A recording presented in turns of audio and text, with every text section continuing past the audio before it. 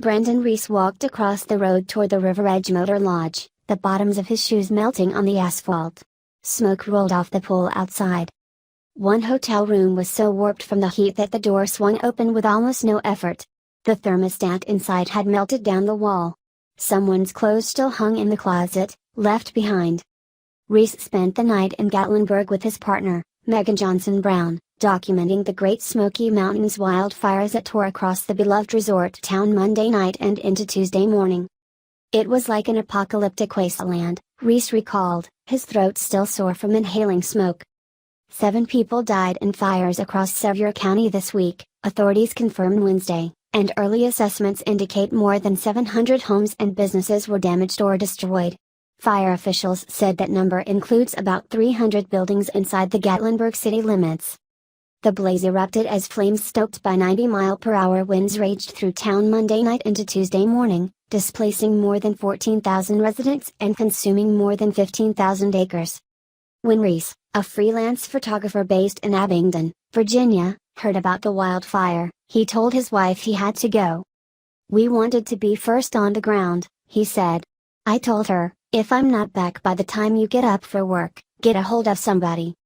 They met volunteers Billy Mullins, Josh Ferguson, Matt Kaiser and their crew at the Pigeon Forge Fire Department, where Reese said over 100 volunteers showed up in just 1 hour. "If it wasn't for them and deciding to put their life on the line for a night, we wouldn't have been able to get out there," Reese said. Both crews were waiting for instructions when they decided to team up and try their luck alone.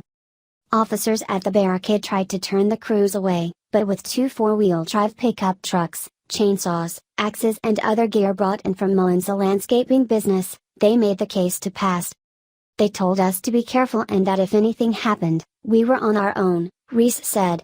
"They moved the barricade and let us through." The group set out on the spur, the parkway that cuts through the Great Smoky Mountains National Park, connecting Pigeon Forge to Gatlinburg, at one point driving through a tunnel of fire as the tree canopy on either side was engulfed in flames. In town, the main thoroughfare was a slurry of ash and water from rain and open water lines. Houses on Ski Mountain were either burning or had been leveled by the flames. The Gatlinburg Convention Center was barricaded shut. Businesses throughout town were noticeably damaged. The Mystery Mansion was destroyed and the famous Cupid's Chapel eliminated. Even the dirt was on fire. The volunteer firefighter crew drove the photographers in the rain and falling ash, avoiding debris by crossing yards and what was left of people's properties. The town was empty except for the stray police cruiser. Hundreds of fire and smoke alarms sounded out across the valley, and once in a while, a tree would explode like a grenade. The landscape was a far cry from the scenic vacations Reese has taken with his family a couple times each year. At Westgate Smoky Mountain Resort, 3 or 4 golf carts were scattered with headlights and flashers still on near the roadway. One golf cart was completely burned.